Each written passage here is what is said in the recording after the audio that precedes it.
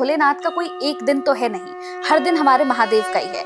फिर ये पूरा सावन का महीना जो एक महीना है, ये बिल्कुल अलग कैसे है? संसार पूरा का पूरा रंग रोगन होने लगता है इसके बाद प्रकृति में, कंदराओं में, हिमालय में, पर्वतों में, पहाड़ों में, जमीन में, खेती में, भूमि पर और वनस्पतियों में एक अलग रंग चढ़ने लगता है।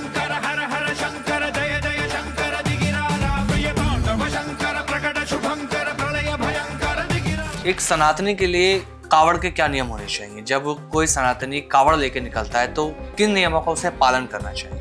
बोले हिंसा, असत्य, मद मोह लोभ और काम क्रोध का त्याग करें। रास्ते में जो कांवड़ लेकर जाते हैं, अगर कोई गाड़ी उनको थोड़ी सी भी टच हो जा रही है तो आप भी देख रहे होंगे कि वो पूरी गाड़ी तोड़ देते हैं। ढाबा तोड़ दिया, किसी की बस तोड़ दी, किसी की गाड़ी पूरी तोड़ दी।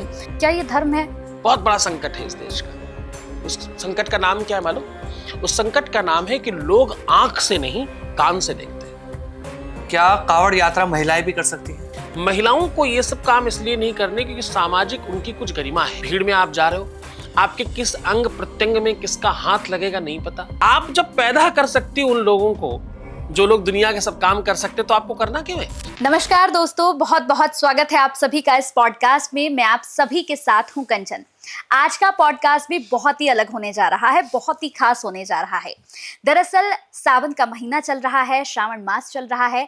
ये पूरा महीना श्रद्धा का महीना है। कहते हैं हमारे भोले बाबा इतने मासूम हैं, इतने ज्यादा सीधे हैं कि हमारे भोले बाबा किसी भी चीज से बड़े प्रसन्न हो जाते हैं। बस आपके अंदर जो भाव है, जो श्रद्धा है, वो पवित्र होनी चाहिए। आज हम श्रावण मास पर ही बात करने वाले हैं कि आखिर हमारे शिव को, हमारे महादेव को क्या कुछ पसंद है, और इस श्रावण मास के अंदर ऐसे कौन से ग्रह हैं जो जाग जाते हैं और ऐसे कौन से ग्रह हैं जो शांत हो जाते हैं। ये पूरा महीना हमसे क्या कुछ कहता है। बात धर्म पर भी होगी और बात धर्म को लेकर आज हम आगे भी बढ़ाएंगे। बहुत से ऐसे सवाल होंगे जिन सवालों का उत्तर हमारे खास आज मेहमान देने वाले हैं इस पॉडकास्ट में। तो चलिए फिर इसे शुरू करते हैं। बहुत इंटरेस्टिंग, बहुत ही अच्छा होने वाला है आज का पॉडकास्ट, अंत तक जरूर देखिएगा। शुरू कर रही हूँ। हमारे साथ हमारे खास जो मेहमान हैं, बहुत ही खास हैं। आपके यहाँ पर मैं उनकी मुलाकात आपसे कराने जा रही हूँ। हमारे साथ अनंत श्री विभूषित श्रीमद जगत गुरु रामानंदाचार्य स्वामी सतीशा आचार्य जी महाराज, जो कि प्रेमेश्वर पीठ महर्षि आश्रम के पीठाधीश्वर भी हैं। बहुत बहुत स्वागत है महाराज श्री आपका। बहुत आभार। इस धर्म यात्रा में आपने हमें अवसर दिया कि मैं कुछ और लोगों को धर्म से संबंधित कुछ बता सकूं, कुछ कह सकूं। धर्म प्रचार की इस यात्रा मुझे अपने मंच को साझा करने का अवसर दिया, इसके लिए आपको बहुत आभार, धन्यवाद। बिल्कुल। और धर्म को लेकर मैं आज बहुत सारे आपसे प्रश्न पूछने जा रही हूँ महाराज श्री यहाँ पर, क्योंकि बहुत से लोग धर्म को लेकर अलग अलग तरह की आजकल प्रतिक्रियाएं दे रहे हैं और बहुत कुछ हम देख भी रहे हैं। लेकिन सबसे पहले शुरुआत मैं सावन से ही करूंगी कि सावन का जो महीना है, ये पूरा महीना महाराज श्री ये इतना ज्यादा मतलब पवित्र क्यों माना जाता है? कहते हैं कि भोलेनाथ का कोई एक दिन तो है नहीं, हर दिन हमारे महादेव का ही है। फिर ये पूरा सावन का महीना जो एक महीना है, ये बिल्कुल अलग कैसे है? देखिए, इसको आप और थोड़ा महत्वपूर्ण तरीके से समझिए। श्रावण का महीना प्राकृतिक तौर पर, प्राकृतिक रूप से ये गुरु मंत्र है। ये गुरु शिष्य की परंपरा का आधार मंत्र है। गुरु शिष्य इसलिए क्योंकि गुरु शिष्य को कुछ बनाना चाहता है, कुछ देना चाहता है, सर्वश्रेष्ठ कर देना चाहता है, संपन्न कर देना चाहता है, वैभवशाली कर देना चाहता है, दुनिया का सबसे बेहतर इंसान बना देना चाहता है। धन से, वैभव से, संपदा से, ऐश्वर्य से, कीर्ति से, सब तरह से संपन्न कर देना चाहता है। तो श्रावण की शुरुआत होती है गुरु पूर्णिमा के पर्व से, वहां से प्रारंभ होता है। अब आप इसको प्राकृतिक तौर पर देखिए, संसार पूरा का पूरा रंग रोगन होने लगता है इसके बाद प्रकृति में, कंदराओं में, हिमालय में, पर्वतों में, पहाड़ों में, जमीन में, खेती में, भूमि पर और वनस्पतियों में एक अलग रंग चढ़ने लगता है, एक अलग संपन्नता आने लगती है। आप कभी सामान्य आपके जो गमले में पुष्प लगे हों, पेड़ वेड़ लगे हों, उनमें आप घर में पानी डालिए, खूब नहला दीजिए उसको और देखिएगा उसका क्या रंग है। और फिर बरसात के पानी से एक बार नहाने दीजिए, 4 बूंदे पड़ जाने दीजिए, फिर उसका रंग देखिएगा।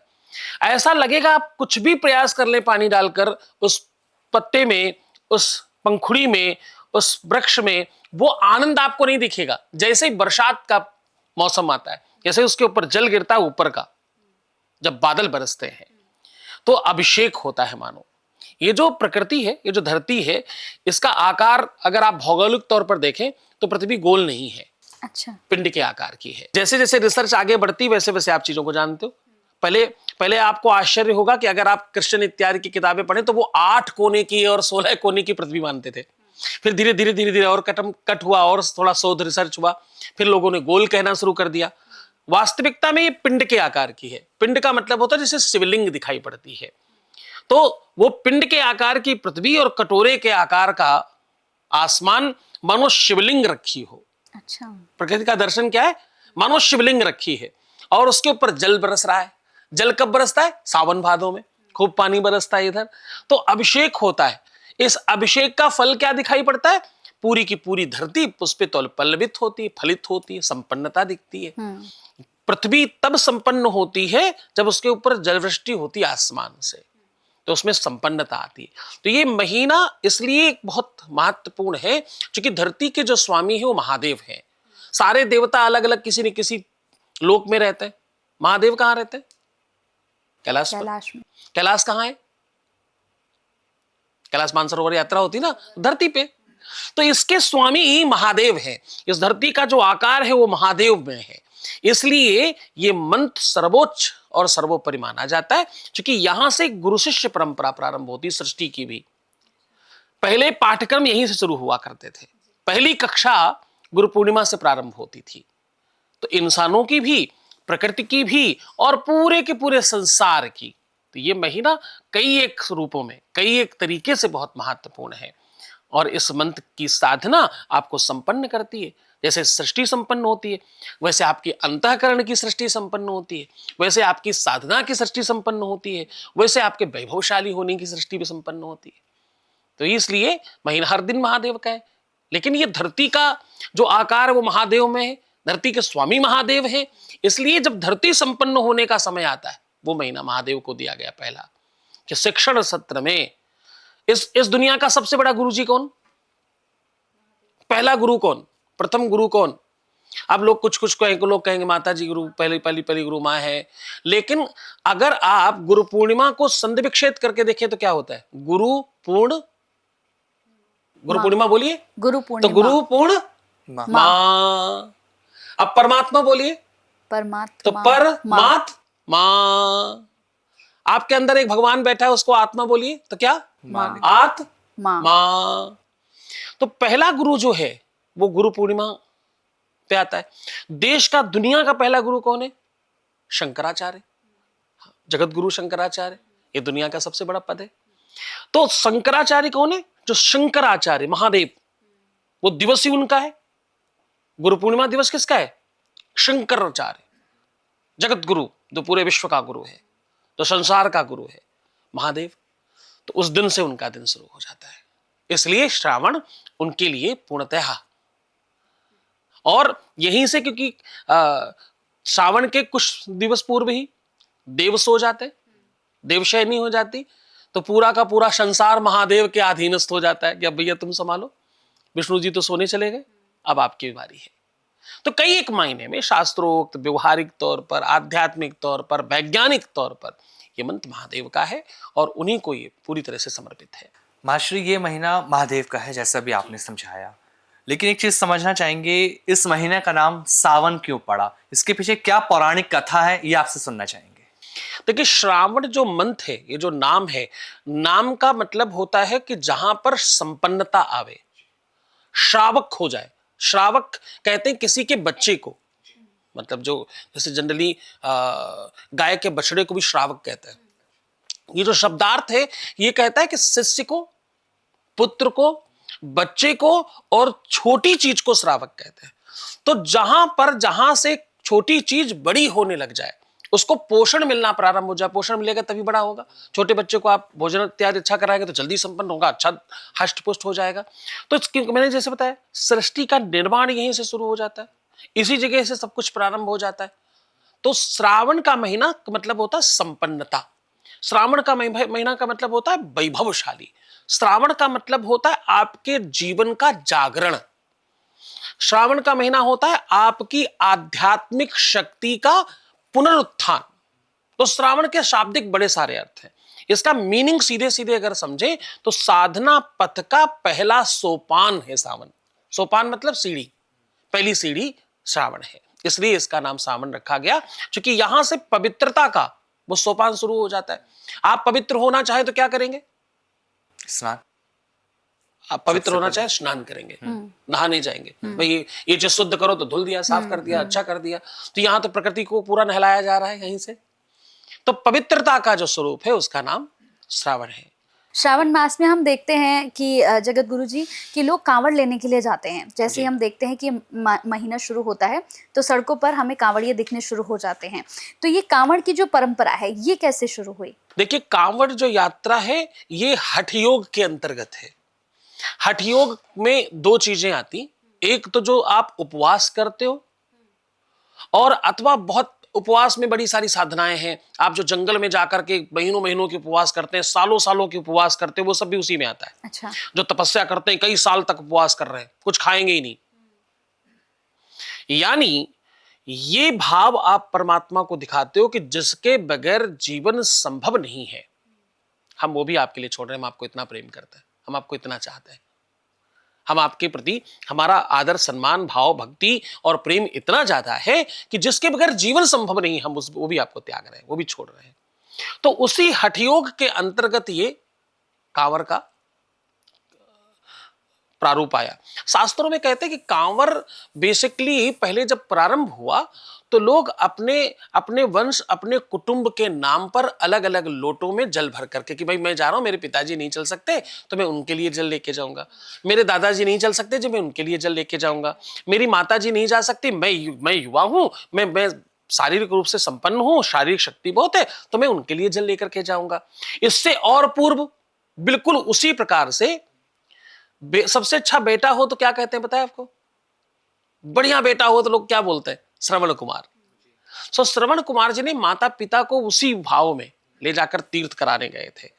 तो अब वो संभव तो है नहीं कि आप सबको कंधे पर लाद के ले जा सकें, पर सबके प्रतीकात्मक आप जल ले जा सकते हैं कि मैंने दादाजी के लिए, पिताजी के लिए, माताजी के लिए, अपने वंश के लिए, अपने कुटुंब के लिए, अपने पितरों के लिए, अपने वंश के लिए, अपने लोगों के लिए मैं जल लेकर के जा रहा हूं, उसी पद्धति में जिस पद्धति में श्रवण कुमार जी तीर्थ कराने निकले थे। तो तीर्थ कोई भगवान शंकर का तीर्थ हो, चार धाम हो, आप क्योंकि ये जो परंपरा चली वो महादेव में है। पृथ्वी वाली बात जो मैंने कहा, पृथ्वी के स्वामी महादेव है, तो इसलिए उस जल को महादेव के लिए लेकर के जाते हैं और महादेव को समर्पित करते हैं। उसमें ऐसी मान्यता है कि आपके मनोरथ तो सिद्ध हो ही जाते हैं, आपके मनोरथ के साथ साथ एक और महत्वपूर्ण चीज ठीक हो जाती है। आपके कुल परंपरा में लगा हुआ दोष समाप्त हो जाता है, आपके पूरे के पूरे वंश कुटुंब को उस तीर्थ में जाने का लाभ प्राप्त हो जाता है घर बैठे बैठे। तो कांवर की जो परंपरा है वो पूरे के पूरे वंश, पूरे पूरे कुटुंब और पूरे के पूरे वसुधैव कुटुंबकम की भावना से है। महाराज जी, एक और सवाल है। जैसे कांवड़ की ही हम बात कर रहे हैं, आपने बताया कि क्यों लेकर जाते हैं, लेकिन आजकल हम देख रहे हैं जैसे रास्ते में जो कांवड़ लेकर जाते हैं, अगर कोई गाड़ी उनको थोड़ी सी भी टच हो जा रही है तो आप भी देख रहे होंगे कि वो पूरी गाड़ी तोड़ देते हैं और पूरी तोड़फोड़ मचा देते हैं। अभी हाल ही की 1-2 दिन की घटनाएं तो ऐसी हैं कि ढाबा तोड़ दिया, किसी की बस तोड़ दी, किसी की गाड़ी पूरी तोड़ दी। तो क्या ये भक्ति है, क्या ये धर्म है महाराज जी कि आप जो है मतलब किसी की गाड़ी तोड़ दो, किसी की रोजी चल रही है आप उसे तोड़ दो, क्या ये धर्म है? देखो, बहुत सारा कुप्रचार हुआ। मैं आपको अगर ऐसे पूछूं कि कपड़ा फैलाने के लिए क्या चाहिए, तो आप क्या कहेंगे? कपड़े सुखाने के लिए क्या चाहिए? रस्सी चाहिए। रस्सी चाहिए? हाँ। नहीं, धूप चाहिए। तो आपने ऐसा इसलिए कहा क्योंकि हमने आपको ऐसे इशारा किया। बहुत सारे बीच में मध्यकाल में ऐसे कुप्रचार हो गए, प्रचार नहीं कुप्रचार हो गए। उस कुप्रचार का प्रभाव हमारे उन युवाओं पे पड़ गया जो धर्म को पढ़ते नहीं, सुनते हैं। इस देश की बहुत बड़ी संकट, बहुत बड़ा संकट है इस देश का। उस संकट का नाम क्या है मालूम? उस संकट का नाम है कि लोग आंख से नहीं कान से देखते हैं। कहां से देखते हैं? कान से देखते हैं। कान से नहीं देखा जाता, कान से सुनना चाहिए, आंख से देखना चाहिए। लेकिन 99.9% sir, what I am saying, 99% लोग कहां से देखते हैं? कान से। कान से। वो आपको पता है वो जो आपके साथ वाली एंकर है उसका चक्कर चल रहा है मालूम? ओ माय गॉड, सच में? अब वो बेचारी सामने से आई, हम तो उसको वैसे देख रहे हैं। आहा, उस बेचारी को पता ही नहीं है, उसको मालूम ही कुछ नहीं है ऐसी कोई ही एक बात। ये बहुत विडंबना है। लोग कान से देख रहे हैं, आंखों से देखना चाहिए। उस कान से देखने की परंपरा के कारण कितना कुप्रचार हुआ है। पुरानी फिल्मों को याद करो, जितना कोई अमीर आदमी है वो दुष्ट होगा और जितना गरीब आदमी होगा वो हीरो होगा। हीरो होगा तो गरीबी होगा, अमीर हीरो नहीं हो सकता कभी भी। किसी भी फिल्म में अमीर हीरो हो ही नहीं सकता, किसी सूरत पे नहीं हो सकता। मतलब क्या है? गरीबी रहो, क्योंकि हीरो रहना है। हर कोई हीरो बनना चाहता है, विलन कौन बनना चाहता है? तो मतलब गरीबी में रहना ये हमें सिखा दिया गया। हम कुली हैं तो हीरो हैं। अरे ये कोई बात है साहब? हमें अमीर बनने का शौक क्यों नहीं है? हमें अमीर बनने की ललक क्यों नहीं है? हमारे ऊपर क्या थोप दिया गया और हमने चुपचाप ले लिया? जितना अमीर आदमी है वो तो केवल खून पी करके ही बड़ा हो सकता है और कोई तरीका ही नहीं है। ये सच है क्या? ये रियल है क्या? कोई धर्म प्रवीण व्यक्ति अच्छा बिजनेस करे, व्यापार करे तो बड़ा आदमी नहीं हो सकता? बिल्कुल हो सकता है। लेकिन नहीं दिखाया गया। दिखा के एक आदमी नहीं, सालों साल यही दिखाया गया। कोई मुस्लिम है तो वो अच्छा ही होगा, कोई हिंदू है तो वो बुरा ही होगा। कोई, आप जातिगत कैसे अच्छा और बुरा कह सकते हैं? जो अच्छा है वो अच्छा है और जो बुरा है वो बुरा है। जो बिल्कुल संस्कृत में बात कर रहा है, शुद्ध हिंदी में बात कर रहा है, वो चंपू होगा। शक्तिमान देखिए, उसमें एक चंपू है, श्रीमान जी मैं आपसे वार्तालाप करने की स्थिति में अभी नहीं हूं, तत्परता के साथ मैं आपसे पुनः वार्ता संस्थापित करूंगा। अब ये जो भाषा बोल रहा है वो कौन है? वो चंपू है। गंगाधर है। उस पे हंसना चाहिए, वो हंसने की चीज है। अरे मतलब फिर संस्कृत पढ़ना ही नहीं है, फिर क्यों पढ़ना? ऐसी चंपू चीज क्यों पढ़नी है? यो चीज पढ़नी है जिसमें FUCK बोला जाए अपनी बेटियों के सामने, अपनी बहनों के सामने, अपने परिवार के सामने। वो संस्कृति यो है जिसमें दिव्यता है। वो तो चंपू है। वो कैसे? उसमें कोई स्वैग ही नहीं है, उसमें कोई स्टाइल ही नहीं है। तो ये सब क्या किया गया? थोपा गया। ऐसी ही एक चीज थोप दी गई जिसका ये प्रमाण है जो आप कह रहे हो। भगवान शंकर तो चिलम पीते, ऐसी बड़ी फोटोएं बनाई गई, ऐसी कई पिक्चरें क्रिएट की गई और कई तरीकों से इस बात को आपके अंदर थोप दिया गया कि वो तो चिलम पीते, वो तो चरस पीते, वो तो भांग खाते, वो तो भंगेड़ी है। अब वो खाते तो भगत भी खाएंगे। उन मूर्ख भक्तों को पूछो कि वो तो जहर भी पीते। विष पिया था, पी के दिखाओ। तुम भी शुरू करो भाई।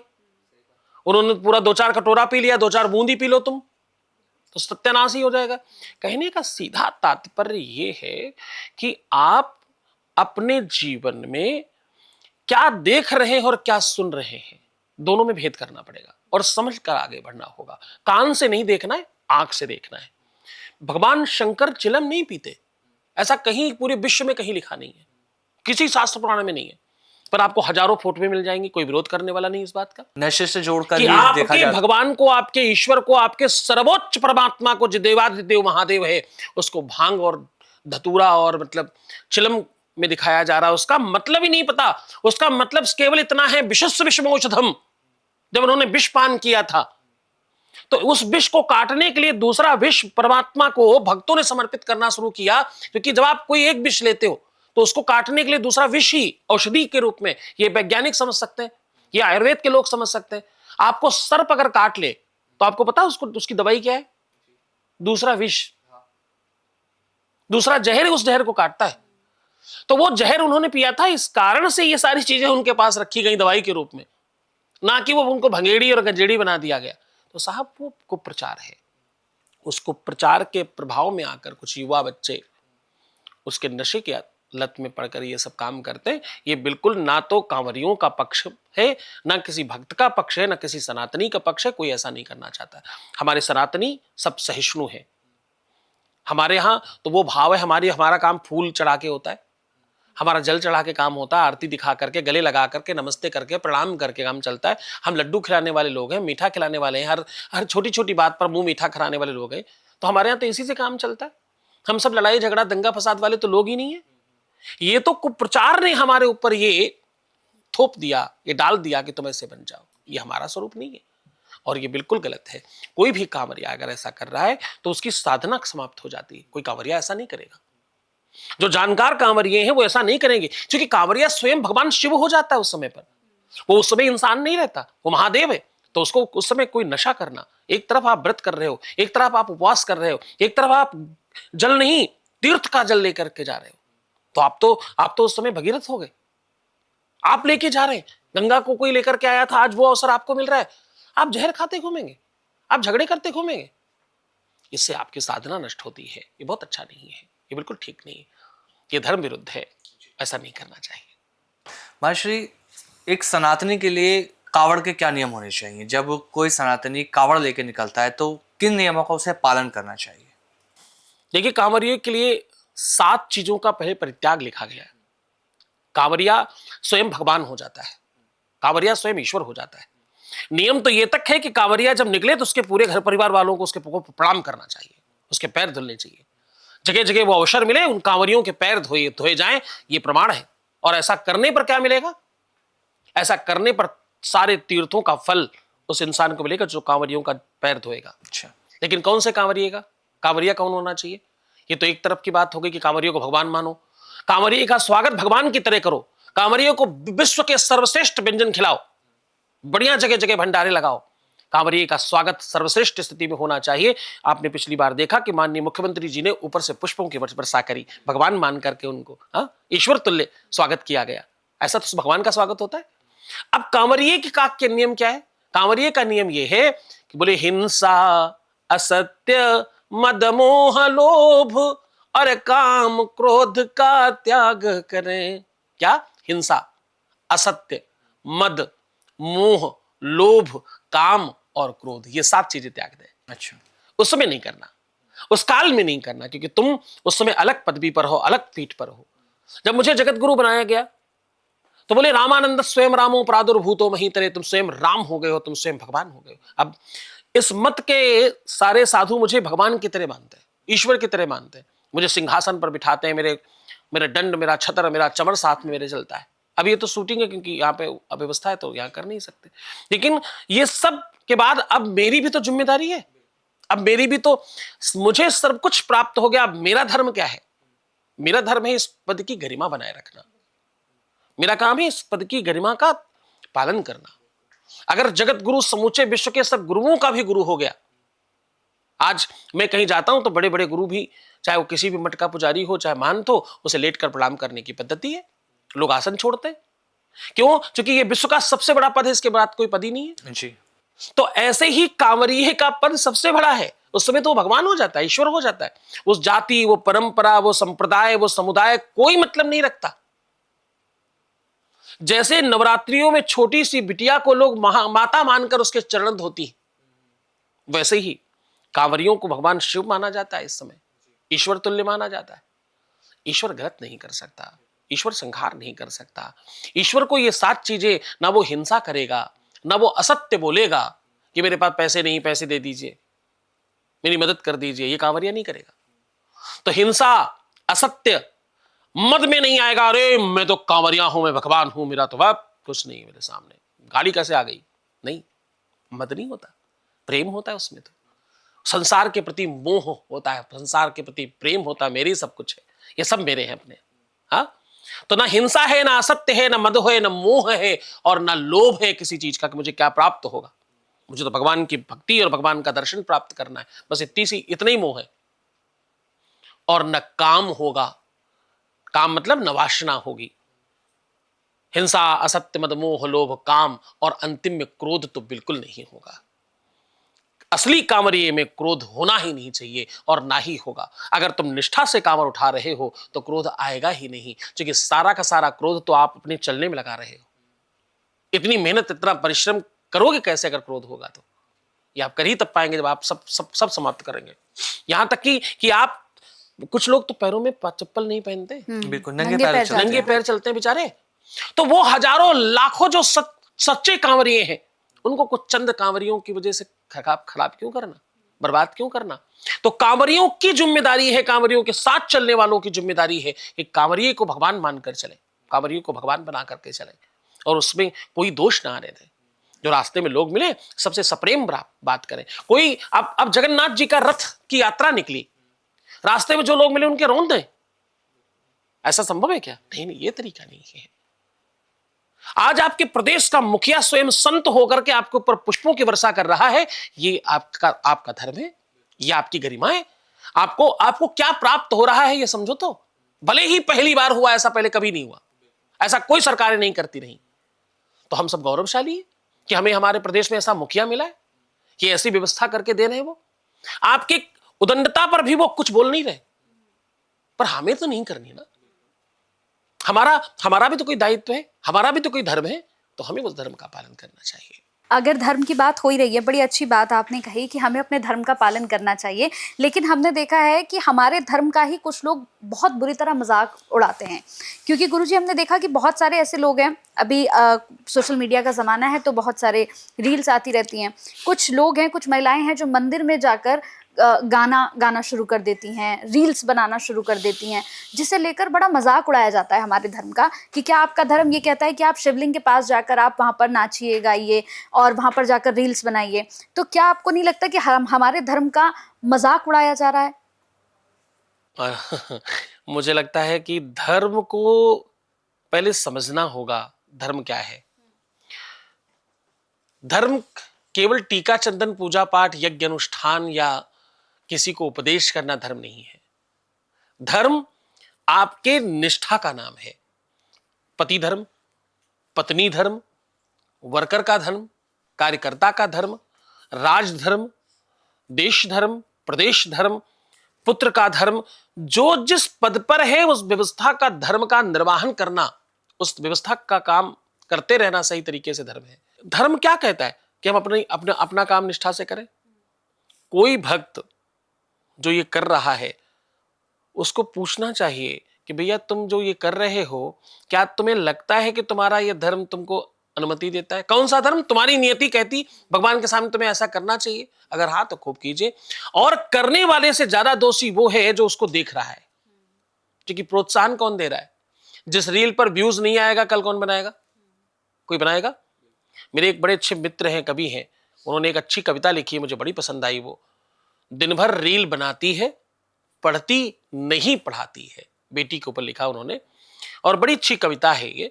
अंतिम में वो पूरी की पूरी कविता का सारांश ये है कि एक गरीब बाप की बेटी, उस पिता ने किस्तों पे लेकर के बेटी को मोबाइल दिया ताकि वो पढ़ सके, तो वो पढ़ती नहीं पढ़ाती है, दिन भर रील बनाती है। वो रील बनाने लग गई। अंत में कोई पंचर वाला लड़का उसको पसंद आया उसी रील को बनाते हुए, और उस रील को देख करके बड़े बड़े बूढ़े लोग आनंद ले रहे हैं, जबकि उनकी पौत्री और उनकी नाती के एज की बिटिया है। चाहे तो वो उसको अनसब्सक्राइब कर सकते हैं, ब्लॉक कर सकते हैं, कमेंट कर सकते हैं, अथवा रोक सकते हैं उसको। लेकिन लोग ये भूल जाते हैं कि आज हम किसी दूसरे की बिटिया और पौत्री पुत्री को देख रहे हैं, कल लोग हमारे यहाँ भी देखेंगे। आपकी बेटी जितनी शरीफ दिख रही है वो होगी कि नहीं ये दूसरों से पूछो, तुमको थोड़ी पता है। जैसे दूसरों वालों को तुमको पता है, वैसे तुम्हारे वाले को दूसरे को पता है। तो कुछ भी सुधारने के लिए हमको भी सुधरना होगा। उस कविता का अंत का सारांश ये है कि वो बेटी गलत व्यक्ति से विवाह कर लेती है और अंत में जाकर नहर के किनारे एक बक्से में कटी पड़ी मिलती है। तो पिता अपनी बेटी के 100 के बाद भी कुछ और तो नहीं कर रहा, पर अभी भी उस मोबाइल की किस्त चुका रहा है। उसका सारांश मुझे बहुत पसंद आया कि आज हर घर में ये हो रहा है। रील का प्रभाव क्या है? बननी चाहिए कि नहीं बननी चाहिए? बिल्कुल बननी चाहिए। अगर कोई कंस्ट्रक्टिव काम कर रहे हो 100% होना चाहिए। पर इसका प्रभाव क्या है? इसका बड़ा प्रभाव वो है कि आप वो इनहेल कर रहे हो जो तुम्हारे जीवन को बर्बाद कर रहा है। पहला, आज ही आप सब अपने अपने मोबाइल में स्क्रीन टाइम चेक करना। तो आपको पता चलेगा जितनी देर तुम काम करते हो उससे कहीं ज्यादा टाइम तुम रील्स देखकर अपना टाइम बर्बाद कर रहे हो। तो बच्चों, तुम्हारे जीवन में जितना भी समय है उसको रील देखकर बर्बाद करोगे, अमीर कौन बनेगा? तुम तो गरीब ही रह जाओगे। तुम तो रील देख रहे हो, रील देखने के पैसे तो मिलते नहीं। सही बात। देखने जिसको तुम देख रहे हो उसको भले थोड़े पैसे मिल रहे हो, तुमको तो नहीं मिल रहे। तो तुम गरीब रह जाओगे अगर तुम रील देख रहे हो, क्योंकि कोई भी व्यक्ति आजकल 2-4 घंटे से कम रील नहीं देखता। कोई भी, कह रहा हूं 99.9% लोग कम से कम 2-4 घंटे देखते हैं, और देखने वाले तो 8-8, 10-10 घंटे, 12-12 घंटे भी रील देखते हैं। सुबह दोपहर शाम, जहां फुर्सत मिली शुरू। और इसका दूसरा प्रभाव क्या है? तुम जो देखोगे, जो सुनोगे, जो खाओगे, जो पियोगे, जो छुओगे, वही महसूस करोगे और वही बन जाओगे। गलत चीजें देखने के बाद क्या होता है? आपके ऊपर प्रभाव पड़ता है, फिर आपका शरीर एक्टिव होता है उस तरह से, और उसी प्रकार की सोच डेवलप होती। आज मान लीजिए आपने किसी फिल्म में रोते हुए किसी इंसान को देखा, कोई ऐसा सीन देखा जिसमें रोने का भाव है, आप कितने ही कम भावुक हो, आप रोने लग जाएंगे, जबकि आपको पता है नौटंकी चल रही है, आपको मालूम है कि ये नाटक चल रहा है, फिर भी आप रो देंगे। तो इसका मतलब क्या है? इसका मतलब जो तुम देखते हो उसका सीधा प्रभाव आप पर पड़ता है। तो भैया, गलत चीजें देखोगे, गलत प्रभाव पड़ेगा, माइंड में गलत चीजें आएंगी, फिर क्या होगा? आगे जाकर के कहीं कोई कटा मिलेगा, कोई ड्रम में मिलेगा, कोई बक्से में मिलेगा, कोई नदी में मिलेगा, कोई कटा पड़े में मिलेगा। तो क्या होगा? यही सब तो होगा। जो देख रहे हो वही सब कुछ आपके माइंड में चल रहा है, वही दिमाग में चल रहा है। अगड़म बगड़म देखोगे, अगड़म बगड़म ही पाओगे। पुराने लोग रामायण देखते थे, महाभारत देखते थे, अच्छे सीरियल्स देखते थे, अच्छी बातें करते थे, दादा बाबा के साथ बैठते थे, कहानियां सुनते थे, परिवार में बैठकर भोजन करते थे। तो उनका मानस वैसा था, पुराना वाला स्वभाव। आपको चाहिए पुराना वाला प्रभाव कि यहां की लड़की कोई गलत ना करे। काम कर रहे हो वही जहां का प्रभाव गलत ही है। पाश्चात्य सभ्यता क्या है? पश्चिम में तो ये सब बहुत आम बात है ना। कोई लड़की अपने पति को मरवा दे, ये पश्चिम के लिए बहुत छोटी बात है। तो अगर आज आपके यहां वो हो रहा है, इसमें आश्चर्य क्यों करते हैं लोग? मुझे समझ नहीं आता। जो खाओगे, जो पियोगे, वही तो बनोगे। बोया पेड़ बबूल का आम कहां से होगा? आपने पेड़ लगा रखे हैं बबूल के, और आप चिल्लाते घूम रहे हो भैया आम नहीं हो रहे हमारे यहां। कहां से आम होंगे? आपने पेड़ ही बबूल का लगाया है, बबूल होगा? भाई साहब, बिल्कुल गलत है ये। जो रील लोग भगवान के पास जाकर के अगड़म बगड़म रील बनाते हैं, उनको बोलो भगवान पूजा करने की जगह पूजा करिए। वहां जाकर आपका जीवन जहां से सुधर सकता है, जहां से आपके जीवन में कोई नवीनता आ सकती है, आपके भाग्य कपाट के जहां दरवाजे खुल सकते हैं। एक श्लोक से खत्म कर रहा हूं अपनी बात, कि लोग जो भगवान को भी नहीं छोड़ते रील बनाने में, उनके लिए ये बात कह रहा हूं। अन्न क्षेत्रे कृतम पापम, वेद कह रहा है, काटना नहीं जा सकता इसको। दुनिया की कोई ताकत काट नहीं सकते, और इसका कुप्रभाव है। कितने लोग जाकर के आप केदारनाथ में, आपको मालूम कितने सारे हेलीकॉप्टर गिर रहे हैं? ये सब उसी सब चीजों का प्रभाव है। उसी का श्लोकबद्ध बात कर रहा हूं। अन्न क्षेत्रे कृतम पापम पुण्य क्षेत्रे विनश्यति, लेकिन पुण्य क्षेत्रे कृतम पापम वज्रलेपो भविष्यति। जो आप सामान्य जगह पाप करते हो, वो जो आप मंदिर, तीर्थ अथवा किसी साधना पथ पर जाते हो, तो वो समाप्त हो जाते हैं। किसी तीर्थ पर जाओ, किसी उपासना पद्धति के स्थान पर जाओ, किसी मंदिर में जाओ, किसी मठ में जाओ, किसी जलाशय के पास जाओ, किसी धाम में जाओ, तो अन्न क्षेत्र में, यानी जहां रोज रह रहे हो, अन्न क्षेत्र मतलब जहां तुम खाते पीते, उठते बैठते, सोते जागते हो, वो अन्न क्षेत्र है। वहां किया हुआ पाप पुण्य जगह में जाकर नष्ट हो जाता है। लेकिन पुण्य क्षेत्र में किया हुआ पाप वज्रलेपो भविष्यति, दुनिया में कहीं भी जाने से कटता नहीं है।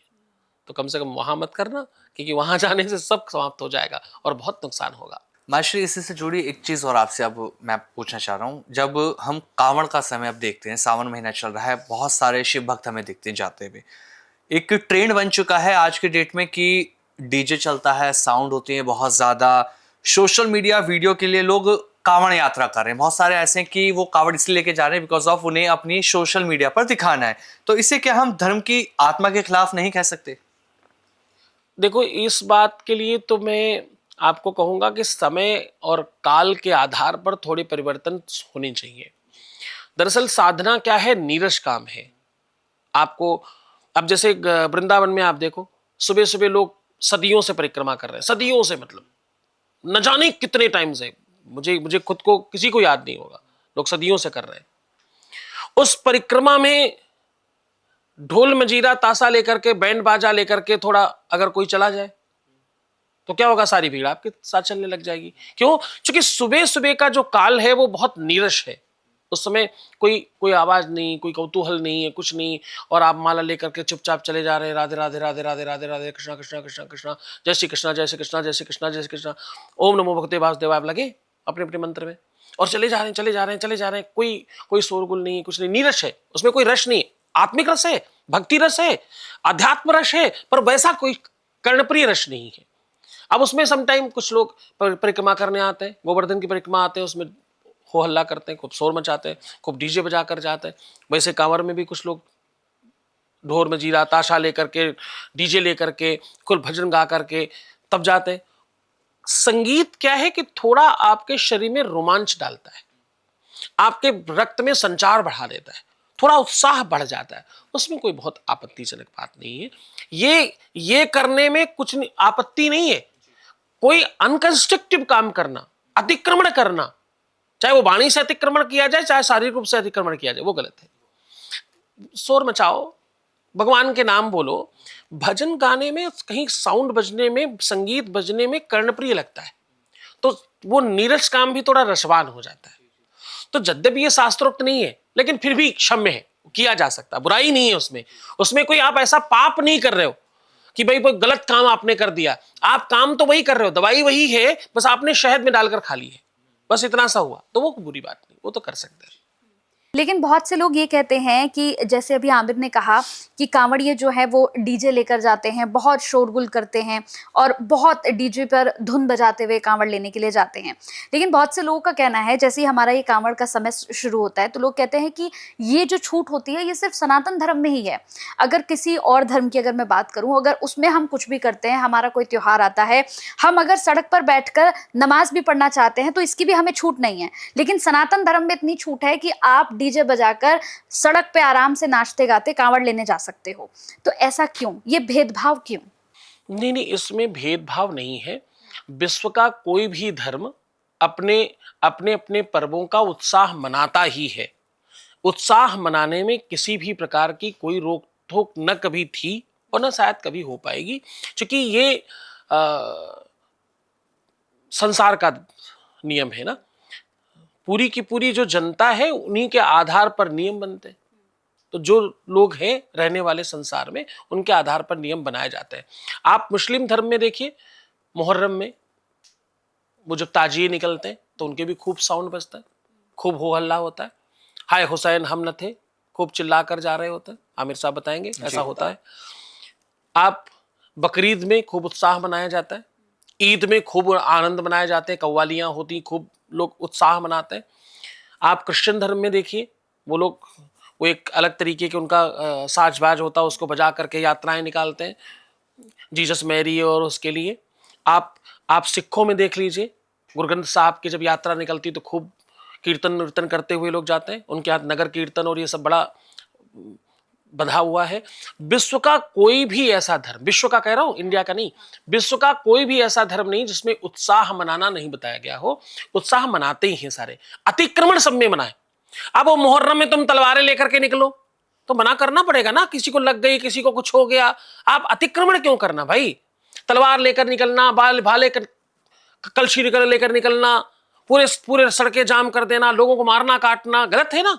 मेरे कांवरियों के लिए जैसे मैंने कहा कि वो अतिक्रमण कर रहे हैं तो गलत है, वैसे उनके लिए भी गलत है।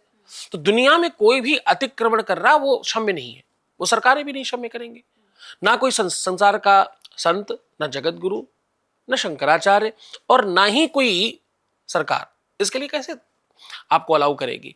आप अतिक्रमण ना करें, अपना धर्म सहिष्णुता से, दिव्यता से, जो आपके नियम है वो सब मनाइए। सड़क पर नमाज पढ़ना मना नहीं है, अतिक्रमण मना है। सड़क पर ही क्यों पढ़ना, जब आपके पास व्यवस्था है, अरेंजमेंट है, तो वैसे कर सकते ना। सड़क पर थोड़ी मना हमें नमाज पढ़ने के लिए। नमाज तो कहीं भी पढ़ी जा सकती है। नमाज का मतलब क्या है? वो जो परमात्मा का जहां पर भी इबादत की जा सके, तो वो आप कहीं खेत में कर सकते हो, कोई जगह की मांग करके कर सकते हो, किसी पार्क इत्यादि में जाकर कर सकते हो, जहां आपका बाहुल्य क्षेत्र है वहां एक जगह बैठकर कर सकते हो। सड़क पर क्यों करना है? अब कांवर की मजबूरी है कहीं एक जगह जाना, एक स्थान से एक स्थान पर जाना है, तो उसके लिए कोई रूट बनाना पड़ेगा, जो रूट बना उसी में जाना पड़ेगा। तो कहीं ना कहीं नियम और कानून किसी भी मजहब, पद्धति और धर्म को लेकर के नहीं, आवश्यकता, व्यवस्था और सिस्टम और नियम को लेकर बनाया जाता है। उसके आधार पर होगा तो सबके लिए क्षम्य है। महाशय एक चीज और जानना चाहते हैं, क्या कांवड़ यात्रा महिलाएं भी कर सकती हैं? अच्छा प्रश्न है। देखो, महिलाएं ऐसा दुनिया का कोई काम नहीं जो नहीं कर सकती। जी। मुझे कभी किसी एंकर ने ही पूछा कि महाराज श्री शंकराचार्य क्यों नहीं बन सकती कोई महिला। पिछली बार कुंभ में भी बड़ी बात उठी, वो क्या सखी करके थी, उन कोई किन्नर संप्रदाय से, हिमानी सखी या कोई क्या नाम था, उनको शंकराचार्य बनाने के लिए बड़ी कवायतें आई। तो किसी ने मुझे पूछा कि महिलाएं शंकराचार्य क्यों नहीं बन सकती। तो मैंने उनको पूछा कि शंकराचार्य आपको बनना क्यों है। तो उन्होंने कहा कि क्यों, कोई पुरुष बन सकता तो स्त्री क्यों नहीं बन सकती, स्त्री में क्या कमी है। तो मैंने कहा हर चीज बनने के लिए कमी ही नहीं देखी जाती, कमी या अच्छाई का संदर्भ नहीं है। जी। कोई भी स्त्री किसी की का पति नहीं बन सकती, उसको पत्नी बनना है, तो भेद है। और दूसरा सबसे बड़ी बात, जब आप शंकराचार्य को पैदा कर सकती हो तो आपको शंकराचार्य बनने की आवश्यकता क्या है? बिल्कुल बिल्कुल। परमात्मा ने ऑलरेडी आपको इतना दुनिया का बड़ा पद दे रखा है, तो आपको वैसे काम क्यों करने, हल्के पुल्के सामान्य कामों में क्यों आपको जाना है? अब प्रधानमंत्री ही प्रदेश का मुख्यमंत्री क्यों नहीं बन सकता? अरे प्रधानमंत्री बन गया तो मुख्यमंत्री उतर के क्यों बनने आएगा? वो कोई डीएम किसी थाने का इंचार्ज क्यों नहीं हो सकता? तो ये प्रश्न ही अपने आप में कहीं ना कहीं मुझे लगता है अशिक्षा का दर्शन है। जिसने पढ़ा नहीं है, जिसे जाना नहीं, जिसको पता नहीं, वो संसार के लोग ऐसी बातें करते हैं। लड़कियां कोई भी ऐसे काम इसलिए नहीं कर सकती कि सामाजिक रूप से उनकी अपनी गरिमा है। जैसे मेरा अपना प्रोटोकॉल है, मेरी अपनी व्यवस्था है, मैं संत हूं, मैं एक ही समय भोजन करता हूं, मैं सोपाकी हूं, खुद बनाकर भोजन करता हूं। मैं सड़क पर कहीं पर भी किसी भी व्यक्ति के साथ भोजन नहीं कर सकता, कहीं पर कुछ भी बिक रहा हो मैं नहीं खा सकता। क्यों नहीं खा सकते? मर्यादा है हमारी, मुझे नहीं खाना, मेरी गरिमा है। नदी के किनारे बंधे होने का मतलब यह नहीं है कि नदी को रोक लिया गया है या नदी को कुछ कम कहा गया है। नदी के किनारे बांधने का मतलब यह नहीं होता कि उसका आंकलन कम है, उसकी सुंदरता है। वो किनारे बंधे तो बढ़िया बहती, किनारे टूट जाए तो क्या होगा? भूचाल आएगा, भवंडर आएगा, बाढ़ आएगी। महिलाओं को यह सब काम इसलिए नहीं करने क्योंकि सामाजिक उनकी कुछ गरिमा है। भीड़ में आप जा रहे हो, आपके किस अंग प्रत्यंग में किसका हाथ लगेगा नहीं पता। आपके शारीरिक गठन बढ़न ऐसा है जिसको सामाजिक रूप से हर तरह से नहीं रखा जा सकता। तो हर एक चीज की व्यवस्था है। आप जब पैदा कर सकती हो उन लोगों को जो लोग दुनिया के सब काम कर सकते, तो आपको करना क्यों है? आप तो आशीर्वाद दो, वो करके आएंगे। आपके भाई हैं, आपके बच्चे हैं, आपके पति हैं, आपके दोस्त हैं, वो करेंगे ना। हर काम के लिए एक नियति है। आप कैमरा सोचे मैं माइक क्यों नहीं बन सकता, माइक सोचे मैं कैमरा क्यों नहीं बन सकता। तो ये तो सब अनर्गलता है, ये कुप्रचार है, ये गलत चीजें हमारे दिमाग में डाल दी गई हैं और इस तरह थोप दी गई है कि हमको वही सच लगने लगा है। बार बार झूठ भी बोला जाए तो वो सत्य हो जाता है। तो इतनी बार बोला गया, इतनी बार समझाया गया हमारे यहाँ की बेटियों को कि वो सब उन्होंने सत्य मान लिया। अरे मुझे तो कम रखा जाता, मुझे तो 4 दीवारों में बंद करके रखा जाता, और मैं बंद क्यों रहूं, मैं बाहर क्यों न निकलूं, मैं ये क्यों ना करूं, मैं वो क्यों ना करूं। हर चीज हमने क्यों करनी है? जो जिसका काम है वो करेगा ना, जिसकी जो आवश्यकता है वो करेगा ना। द्वारपाल का काम है द्वारपाल बनना, अंगरक्षक का काम है अंगरक्षक होना, एक अधिकारी का काम है अधिकारी बनना। जो जिसकी व्यवस्था है उसमें रहने में ही आनंद है। वो व्यवस्था तभी चलती है।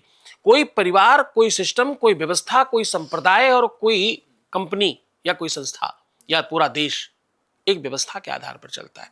उस व्यवस्था को तोड़ेंगे तो सब खराब हो जाएगा। आज एक बिटिया कई लाख रुपए की नौकरी करे और अपने कई 100 करोड़ के बच्चों को बर्बाद कर दे, ये अच्छा है? आप चिंतन करके देखिए। आप पति पत्नी दोनों कई लाख रुपए कमा रहे, पति की भी 2-4 लाख रुपए सैलरी है, तुम्हारी भी 2-4 लाख सैलरी, मैंने मान लिया। अब तुम्हारा बच्चा कौन पाल रहा है मालूम?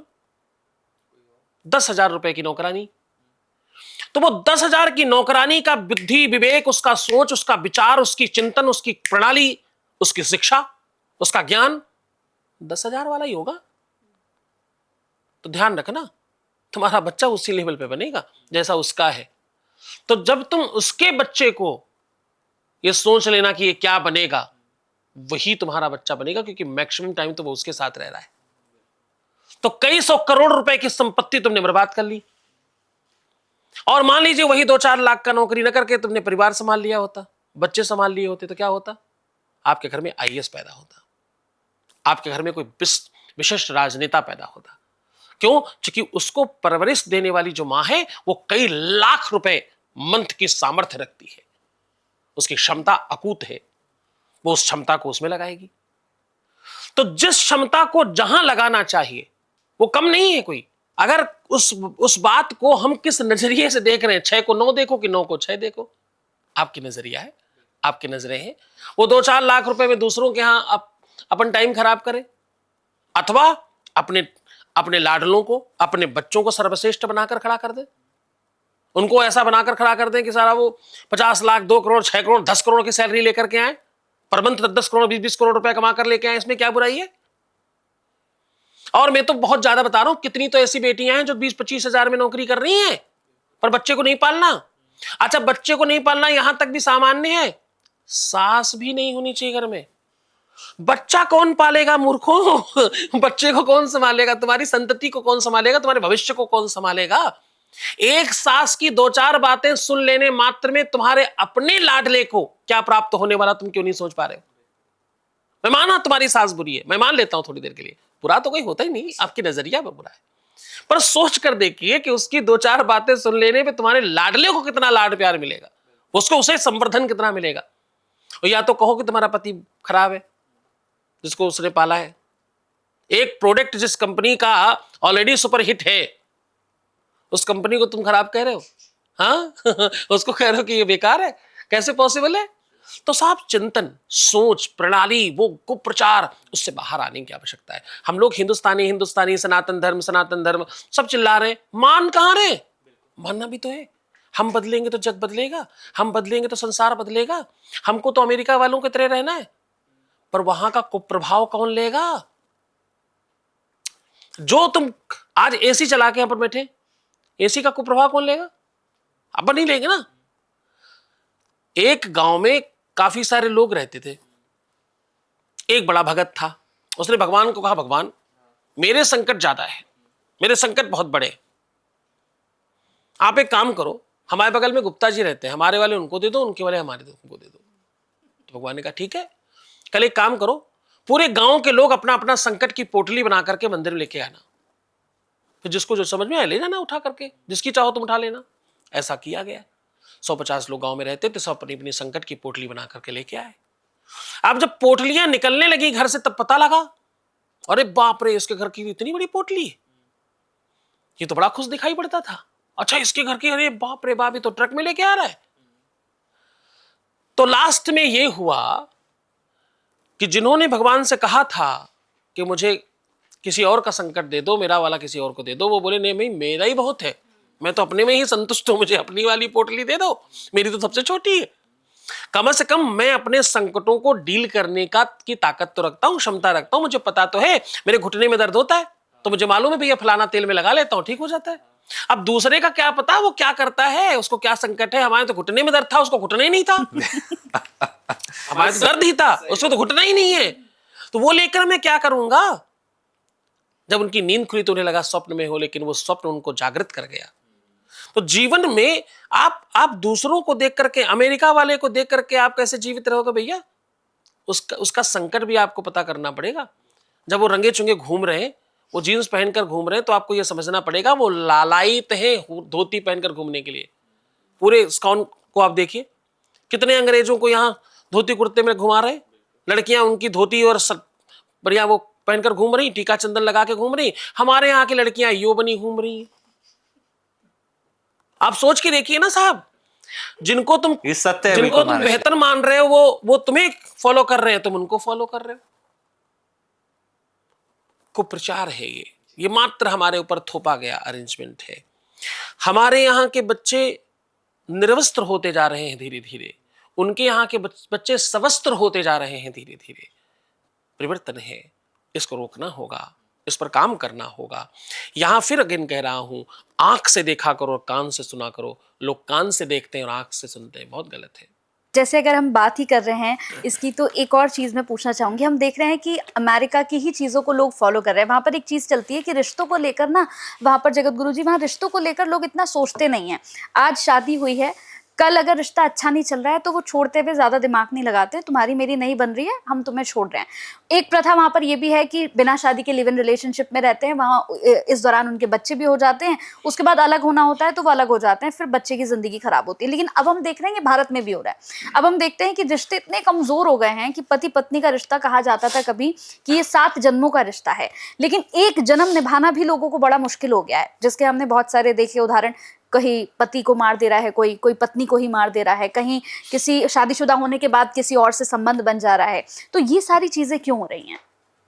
इसका फिर वही अगेन आपको बता रहा हूँ, ये हर घर घर की कहानी हो गई। बहुत तलाक की संख्या बढ़ गई। पारिवारिक न्यायालय में न जाने कितने केस लंबित पड़े हैं, और ये बड़ी विडंबना है। बहुत संकट है, बड़ा कष्ट है। इसमें सबको जागृत होना चाहिए। इसमें सबको बहुत लगने की आवश्यकता है। ये इसलिए भी आवश्यक है वार्ता, क्योंकि हर परिवार की बात है ये। हम जो देख रहे हैं, जो उल्टी सीधी चीजें आप देखते हो, आपके दिमाग में वही चलता है। असंतुष्टा द्विजानष्टा, यानी आप जब बहुत सारे तरीके के स्वाद ले लेते हो जीवन में, तो आपको एक स्वाद के साथ रुकना मुश्किल हो जाता है। आपके बहुत दोस्त हो जाएं, बहुत मित्र हो जाएं, आपके पास बहुत सारे ऑप्शंस खुल जाएं। आप आजकल भोजन में आप देखते हैं कि बहुत सारे व्यंजन रखे होते हैं। उसमें सबसे बड़ी मुश्किल क्या है मालूम आपको? वो किसी व्यंजन का स्वाद नहीं ले पाता इंसान। वो छोटी सी प्लेट में सब रखना है, और सब ये उधर जा रहा, वो उधर जा रहा, वो उधर जा रहा, वो उधर जा रहा है। और मैक्सिमम टाइम क्या होता है कि आपका पेट फालतू चीजों से भर जाता है। अच्छी चीज तक आप पहुंचते तब तक आपके पेट में जगह नहीं बचती। आपको लगता है यार वो क्यों खा लिया, ये खाना चाहिए था। बस ऐसे ही रिश्तों के साथ हो रहा है कि आपके जीवन में इतने सारे ऑप्शंस हैं खुले हुए। ये दोस्त है, ये कम दोस्त है, ये ज्यादा दोस्त है, ये और ज्यादा दोस्त है, ये और कम है, ये फलाने का दोस्त है, ये दोस्त का दोस्त है। इससे सिर्फ यहां तक की बात होती है। ये जितनी सारी चीजें हम पश्चिमी कलेक्ट कर रहे हैं, ये बिल्कुल उस तरीके से है। हमारे कहावत कहा जाया करता था, पहने कुर्ता पर पतलून, आधा फागुन आधा जून। 50-50 नहीं चलता, 100-100 चलता है। या तो 100% अमेरिकन हो जाओ और उसको पूरा अपनाओ, सोच लो कोई बात नहीं। 100 लोग भी जीवन में आएंगे तो कोई संकट की बात नहीं है। एक तरफ हमें पतिव्रता, पतिपरायणता और सती सावित्री पसंद है, और दूसरी तरफ मैं केवल बेटियों की बात कर रहा हूं, दूसरी तरफ मुझे अमेरिकन यो पसंद है, स्वैग पसंद है, स्टाइल पसंद है, बराबरी पसंद है, और न जाने क्या क्या। बराबरी का मतलब जो है ना, वो लोगों ने गलत तरीके से रखा है। बराबरी कभी हो ही नहीं सकती एक स्त्री और एक पुरुष में, कभी नहीं हो सकती। जीवन में अगर कुछ नहीं हो सकता उसका नाम है बराबरी, हो ही नहीं सकती। हमेशा लड़का बड़ा रखा जाता है शादी में, कारण नहीं पता ना तुमको, इसलिए तुम मूर्खता कर रहे हो। बराबरी चाहिए, बराबरी चाहिए, बराबरी चाहिए। हो ही नहीं सकती बराबरी कभी लड़का और लड़की की, जीवन में नहीं हो सकती। कोई नहीं कर सकता, विश्व में कोई नहीं कर सकता। क्यों नहीं हो सकती बराबरी? बराबरी इसलिए नहीं हो सकती क्योंकि लड़की कई हजार टाइम ज्यादा बड़ी है लड़के से। लड़की का दिमाग, लड़की का विवेक, लड़की का चिंतन, लड़की की शक्ति, लड़की की एनर्जी, उसकी पावर, उसकी सामर्थ्यता सब बहुत बड़ा है। एक लड़की पेट में तक ज्यादा जल्दी बड़ी होती है लड़के से। लड़की और लड़के कम टाइम, ज्यादा टाइम लेते हैं। लड़के ज्यादा टाइम लेते हैं पेट में, लड़कियां कम टाइम लेती हैं पेट में। पेट तक से ज्यादा बड़ी हैं, और कहां से बात करा जाए। इस कारण से लड़के की एज ज्यादा रखी जाती, लड़की की कम रखी जाती, ताकि वो मैच कर सके लड़का, सोच में भी, विचार में भी। शारीरिक आयु का मतलब नहीं है, सोच और विचारों का मतलब है। लड़की बहुत बड़ी है, बहुत विशाल है, उसको अपनी सामर्थ्य का पता नहीं। बराबरी चाहिए, बराबरी चाहिए। बराबरी चाहिए का मतलब यह होता है तुम अपना सत्यानाश ले रही हो। मतलब आपको ज्यादा चमकने वाला सोना चाहिए, मतलब आप आर्टिफिशियल की तरफ जा रहे हो। सोना तो वैसे ही होता है जैसा होता है, उसमें ज्यादा चमक कम चमक क्या होती है। गोल्ड तो गोल्ड है, उसमें क्या कम ज्यादा। तो बराबरी हो नहीं सकती जिसको आप बराबरी कर रहे हो। उसमें पुरुष ऑलवेज स्त्रियों से बहुत छोटा है, ये हमारे शास्त्रों ने पहले ही मान रखा है। बिना स्त्री के सामर्थ्य के पुरुष कुछ है ही नहीं। पुरुष कमा कर ला सकता है, पूरा संभालने का काम तो स्त्री का ही है घर में। मैं आपको, हमारे साथ आप घूमिए, 10-10, 15-15 हजार रुपए की कमाई में आप घरों में चल करके देखिए, वो आपको संपन्नता दिखेगी, आपको आनंद आ जाएगा, आपको आश्चर्य होगा ये परिवार चल कैसे रहा है। फिर आप उसके घर की महिला को देखिएगा, स्त्री को देखिएगा, उसमें सामर्थ्य है, इसलिए तो हमें हमारे यहाँ उसको लक्ष्मी कहा जाता है। कई कई लाख रुपए कमाने वाले उस तरह नहीं रह पा रहे, कारण घर की लक्ष्मी, घर की बिटिया, वो लड़की जो संभाल रही है पीछे से सारा कुछ। हम सबकी माओं ने ऐसे ही संभाला है। बहुत छोटे से सामर्थ्य में पूरा घर चलता था, सब पूरा हो जाता था, कुछ कमी नहीं पड़ती थी। हम हर त्योहार पर नए कपड़े पहनते थे, हाँ जी ना जी, पहनते थे ना। हम हर पर्व पे, हर त्योहार पर, हर अच्छे काम पे, हर शादी ब्याह में नए कपड़े पहनते थे। अगर सोचो आज कौन पहनता है, वही प्रेस होके आ जाते। इतना सब कुछ भी करते थे और पैसे इतने से थे हम पे। ये सब सामर्थ्य उस महिला का है, उस स्त्री का है, जिसने अपनी शक्ति खो दी, अपनी सामर्थ्य खो दिया। बराबरी करना है, बराबरी करना है। अरे तुम आसमान में बैठे हो, जमीन से बराबरी करने का मतलब ही नहीं है कहीं दूर दूर तक। धरती में 17 प्रकार के रसायन पाए जाते हैं। उसी धरती से मिर्च निकलती, उसी से गन्ना निकलता है, उसी से गेहूं निकलता है, उसी से आम निकलता है, उसी से दुनिया भर की चीजें निकलती, और उसी धरती से सोने चांदी हीरे जवाहरात निकलते हैं। अब उस धरती को बराबरी करनी किससे? सूखे पेड़ से। अब क्या बोले, क्या कहे इस बात पे? सामर्थ्यता नहीं समझना भी, लड़की को भगवान कहा गया हमारे शास्त्रों में। सावन कितने दिन का? 30 दिन। नवरात्रि कितने दिन की? 9 दिन। 36 दिन। 4 बार आते हैं। दुनिया में कोई पर्व इतना बड़ा है ही नहीं। आप कोई पर्व इतना बड़ा बताइए। आप शिवरात्रि बताइए, आप जन्माष्टमी बताइए, आप रामनवमी बताइए, दुनिया का कोई पर्व आप एक बताइए। विश्व की सबसे बड़ा पर्व नवरात्रि है, और वो 9 नहीं है, 4 नवरात्रि, मतलब 2 गुप्त और 2 सामान्य, तो 4 नवरात्रि है, 9 चौको 36 दिन की। इससे बड़ा कोई पर्व नहीं है। बेटियों को, हमारी बच्चियों को, हमारे यहां महिलाओं को सर्वश्रेष्ठ माना गया है, और उस सर्वश्रेष्ठता को समाप्त करने का कुप्रचार है बराबरी करो, बराबरी करो, बराबरी करो, बराबरी करो। कुप्रचार है। बराबरी करने में महिला का नुकसान है, पुरुष का नहीं। स्त्री का नुकसान है, बेटी का नुकसान है।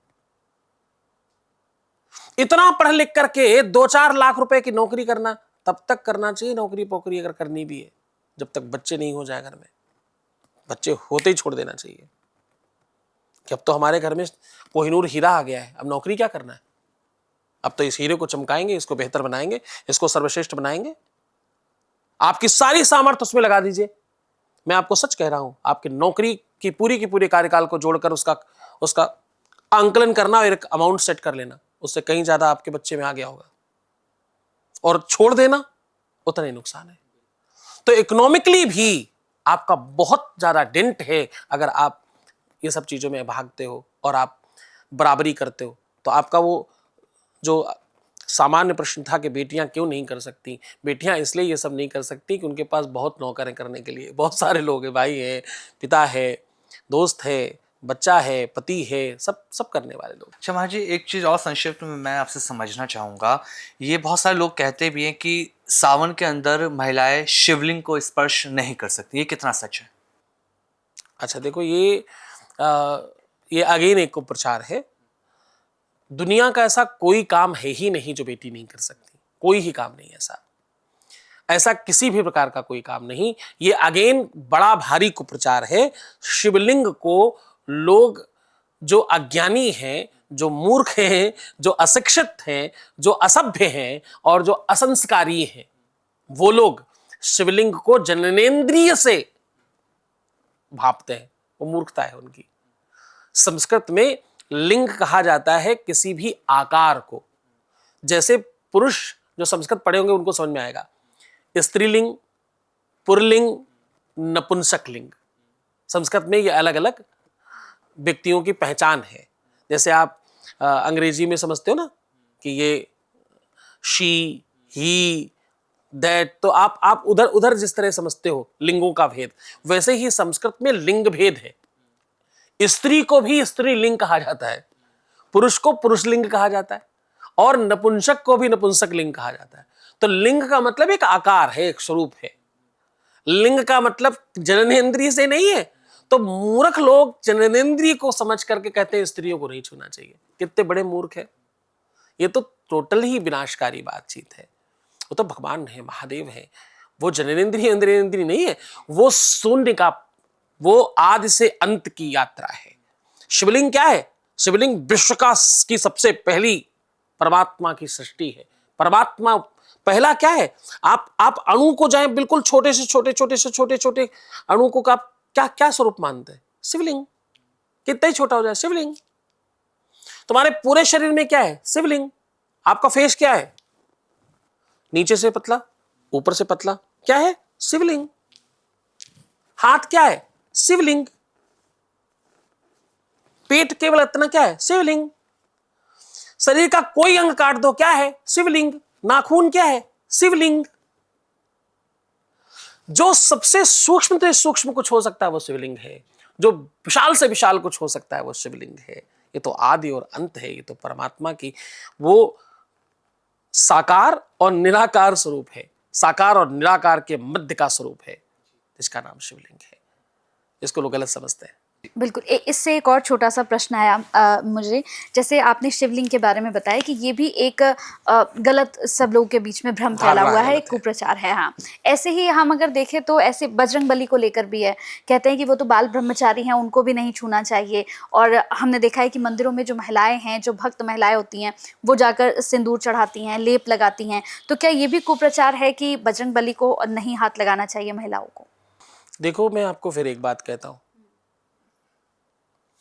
आप हो क्या उस पर पहले पता चलता है। जब आप स्त्री हो, महिला हो, लड़की हो, तो आप किसी न किसी बात से प्रभावित होते हो। जब आप भक्त हो तो कोई मतलब ही नहीं है शरीर का। शरीर माध्यम खल धर्म साधनम। शरीर केवल माध्यम है, स्त्री का हो या पुरुष का। परमात्मा की भक्ति में शरीर मात्र माध्यम है। आप तो आत्मा से भक्ति करते हो, वहां पर वो भाव ही नहीं स्त्री और पुरुष का। एक बार मीरा से किसी ने कहा, वो दर्शन करने गई बिहारी जी का, तो पुजारी ने कहा कि यहां केवल पुरुष प्रवेश होता है, यहां स्त्रियों का प्रवेश वर्जित है। तो मीरा ने कहा, नहीं, मुझे एक बार दर्शन करने दो मेरे गुरुधर के, ऐसे मत करो। उन्होंने कहा, नहीं, यहां पुरुष ही जाते हैं, स्त्री नहीं जाती। तो उन्होंने एक पत्र लिखा, बोले ये पत्र अंदर जाकर के गोसाई को दे देना, मैं बाहर बैठी हूं, अगर वो कहेंगे तो अंदर आऊंगी, नहीं तो मैं चली जाऊंगी, कोई बात नहीं। वो पत्र लेकर अंदर गया, बाहर भाग कर आया। साथ में पत्र के पत्रवाहक तो आया ही, साथ में वो गोसाई भी भाग कर आया और मीरा को हाथ जोड़ करके अंदर लेकर के गया और दर्शन कराया। सबने पूछा, उस पत्र में लिखा क्या था ऐसा कि गोसाई का दिमाग खुल गया, उसने नियम तोड़ दिया? तो पता चला उस पत्र में एक लाइन लिखी थी कि मुझे तो पता था दुनिया में एक ही पुरुष है, ये दूसरा पुरुष कौन है जो अंदर बैठा है? अब इसका मतलब क्या हुआ? भगवान कृष्ण गीता में कहते हैं कि पुरुषों में पुरुषत्व में हूं, धातुओं में स्वर्ण में हूं, धातु नामस्मि कांचनम, हाथियों में ऐरावत में हूं। तो बोले कि जो अंदर बैठा है वो तो सबके एक है। अंदर बैठा हुआ तो परमात्मा क्या कह रहा है कि सब में मैं बैठा हूं, सब में मैं हूं। वो हमारी बहन में भी है, आप में भी है, हमारे अंदर भी है, कैमरामैन में भी है, सबके अंदर वही बैठा है। तो जब सबके अंदर, मकान के अंदर बैठने वाला मालिक एक है, तो ये मकान की आकृति देखने वाला कौन है? मकान के बाहर के आवरण से ये कौन पता कर रहा अंदर का मालिक कौन है? मालिक तो सबका एक है, तो स्वामी तो एक ही हो गया। तो जब स्वामी एक है तो ये दूसरा पुरुष कौन बैठा है अंदर जो पूजा कर रहा है? जब पुरुषों में पुरुषत्व चला गया तो बचा क्या? खोखा, खोखा बचा ना केवल। तो ये दूसरा खोखा अंदर क्या कर रहा है जो पूजा कर रहा है? तो जब वो खोखा जा सकता तो ये खोखा क्यों नहीं जा सकता? तो अपन सिर्फ खोखा है, सिर्फ वो डब्बा है, डब्बे के अंदर जो सामग्री रखी उससे परिचय होता है। भगवान की चर्चा में, भगवान की, ये सब इंसानी परंपरा है, स्त्री और पुरुष। इस पर एक और रिसर्च है, डबलिस करके एक रिसर्चर हुआ बाहर यूरोप में, उसने रिसर्च किया। एक वो क्या होता है, मुर्गी, मुर्गी के बच्चे को पैदा होते ही गुब्बारे के साथ रख दिया और उसी गुब्बारे के माध्यम से उसको जो भी खाना पीना मिलता था मिलता रहा। आश्चर्य यह हुआ कि वो बच्चा मुर्गी का उस गुब्बारे को ही अपनी मां समझने लग गया। जिधर गुब्बारा जाता उधर जाता। उससे ज्यादा आश्चर्य यह हुआ कि वो बड़ा होने के बाद भी उसी को अपनी मां समझता रहा। तो रिसर्च ने यह कहा कि आप वही समझते हो जो आपको बचपन से बताया जाता है, जो दिखाया जाता है, जो सिखाया जाता है। शारीरिक गढ़न बढ़न भी आपको बताई जाती है, अन्यथा आपको नहीं पता चलेगा। कितनी ऐसी कथाएं हैं कि शेर भेड़ियों के साथ बड़ा हुआ, भेड़ बनकर के दौड़ता रहा, वो सोचता मैं भेड़ ही हूं, मैं तो यही हूं। वो गायों के साथ फिरता रहा, वो सोचता रहा मैं गाय ही हूं। बाद में उसको कालांतर में किसी ने बहुत हिलाया डुलाया और समझाया कि तू तो भाई शेर है, तो अलग है, तो मेरे जैसा देख। वो ऐसे जैसे पानी में ले जाकर के दिखाया। तो ये सब बातें क्या बताती हैं? ये सब हमारी आपकी सोच है। ये स्त्री है, ये पुरुष है, ये अच्छी है, ये बुरी है, इससे विवाह हो सकता है, ये तो भोगने की वस्तु है। स्त्री भोग की वस्तु नहीं है, स्त्री संभोग की वस्तु नहीं है केवल। स्त्री तो संयोग की वस्तु है, स्त्री तो परमात्मा साधना की व्यवस्था है। तुलसीदास जी को एक स्त्री ने तो फटकार कर साधु बना दिया, भगवान से मिला दिया। जो बड़े बड़े गुरु कई जन्मों तक नहीं कर सकते, वो कोई भी स्त्री कुछ पलों में, कुछ क्षणों में कर सकती है। एक स्त्री के द्वारा डांटा हुआ व्यक्ति उतनी सामर्थ्य पा जाता है जितनी घर वाले, परिवार वाले, वंश कुटुंब वाले जीवन भर डांटते रहे तो वो प्रभाव नहीं पड़ता। जो सबसे ज्यादा उदंड हो जाता है हमारे यहाँ पुरुष, तो गांव में लोग कहा करते थे भैया इसको शादी कर दो, जल्दी विवाह करो इसका, वही सुधारेगी आके। यानी जो स्त्री कर सकती वो कोई नहीं कर सकता। स्त्री बड़ी परम तत्व है, वो कुछ भी कर सकती है। हनुमान जी को बंधन इत्यादि लगाने के लिए मना करने के पीछे बड़े सारे भाव हैं, क्योंकि पत्थर है और उसमें रगड़ने का विधान है। इसलिए कहते हैं कि पुरुषों के काम है ये सारे, जितने भी पाषाणवत काम है, जितने मेहनत के काम है, जितने थोड़े शारीरिक वैसे काम है, तो पुरुषों को करने चाहिए। स्त्रियों को लगाना भी कम। जब क्यों, मैं तो कह रहा हूँ भाई हनुमान जी को स्त्री और पुरुष दोनों को ही नहीं छूना चाहिए। पुजारी को तो पुजारी से लगवाओ, जिसका काम है, उसे पता है, उसे मालूम है। आप क्यों जबरदस्ती ऐसे काम कर रहे हो? ये सब ज्योतिषियों ने भंडारहार कर रखा है, जो ज्योतिषियों ने बर्बाद कर रखा है देश को। हमारे देश की संस्कृति को खराब करने में जितना इस्लामिक व्यवस्था का हाथ है, जितना पाश्चात्य सभ्यता का हाथ है, जितना अंग्रेजों का काम है, जितना क्रिश्चियनों का काम है और जितना बाकियों का काम है, वामपंथियों का जितना काम है, उससे कई ज्यादा बड़ा हाथ ज्योतिषियों का है। और वो भी वो वाले ज्योतिषी जो 15-15 दिन के कोर्स करके ज्योतिषी हो जाते हैं। आता जाता कुछ नहीं, एक ही चीज पता है, किसी तरह तुमको डरा दें और तुमसे पैसे ठग लें, बस इतना सा आता है। ज्योतिष बुरी नहीं है, ज्योतिष तो शास्त्र है। ज्योतिष बड़ा भारी विशेष व्यवस्था है। ज्योतिष वो साधन है जिससे कुछ भी पाया जा सकता है। वेद कहता है, वेद चक्षु किलेदम स्मृतम ज्योतिषम श्रेष्ठता चांग मध्योत तेनोच्चते संयतो पीतरैः कर्णनाशाद भी चक्षुषांगे न हीनो न किंचित करा। कहते शास्त्रों का, वेदों का नेत्र है ज्योतिष, पर लोग पढ़ते तो है नहीं। वो 15 दिन का कोर्स कर लिया, लग्नेश पंचमेश द्वितीयेश ये सब जान लिया, दशा वशा देख ली, बस शनि आया तुम्हारा खराब ही है, राहु आ गया अब तो खराब ही चल रहा सब। अरे भैया शनि राहु केतु राजयोग कारक भी होते हैं। तो कुल मिलाकर ज्योतिषियों ने, अर्धज्ञानी ज्योतिषियों ने, अल्पज्ञ ज्योतिषियों ने और गलत काम करते करते ज्योतिषी बन जाने वाली लड़कियों, महिलाओं ने, पुरुषों ने ज्यादा खराब किया है इसको। मास्टर, आखिर में आपका एक संदेश हम लेना चाहेंगे जो व्यूअर्स इस पॉडकास्ट को देख रहे हैं, सावन को लेकर और धर्म अध्यात्म को लेकर क्या संदेश आप देना चाहेंगे? श्रावण को लेकर के दो महत्वपूर्ण बातें। भगवान शंकर का अधिक से अधिक जलाभिषेक करें, पंचामृत अभिषेक करें, अथवा अभिषेक होते हुए दर्शन भी अगर आप करते हैं तो आपको पूरे अभिषेक का लाभ मिलता है।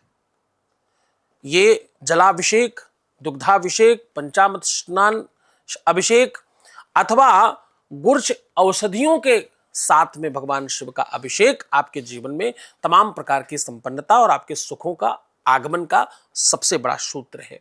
दूसरा एक बात और बताना चाहूंगा, लोग शमी को लेकर के बहुत भ्रमित रहते हैं। शमी नकली और असली अगर नहीं जानते तो आपको शमी चढ़ाने का फल नहीं मिलता। मैंने आज ही कोई महत्वपूर्ण ग्रंथ पढ़ रहा था तो उसमें शमी का परिचय लिखा है। शमी पत्र दो तरीके के होते हैं।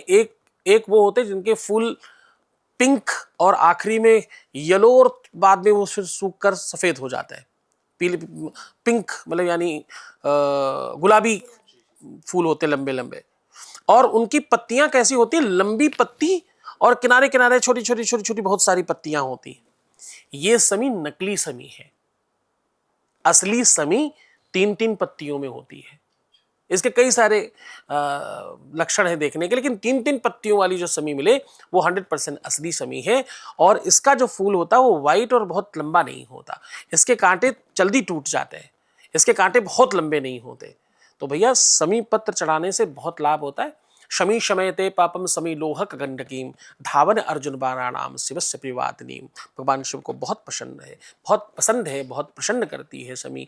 शनि राहु केतु से शांति मिलती है, दुस्वप्न समाप्त होते हैं, आपके सपने साकार होते हैं, आपके जीवन में सब बुराइयां समाप्त होती हैं, पाप ताप को काटता है। लेकिन असली हो 3-3 पत्तियों वाली असली समी चढ़ाए, भगवान शिव आपका कल्याण करेगा। धर्म बस इतना सा ही है कि आप ईश्वर को ईश्वर माने। न जाने कितने ऐसे परिवार होंगे जिनके घर कई कई महीनों तक भगवान पेपर के ऊपर बैठे होंगे। जरा सोच कर देखिए, कौन ऐसा दुनिया का आदमी है कि भगवान साक्षात आ जाए तो पेपर पे बिठाएगा। तो बस भगवान को भगवान मानो। चीनी का, चिरौंजी दाने का, मिश्री का भोग लगाने के बजाय जो तुम खाओ अच्छा बुरा वो भगवान को खिलाकर खाओ।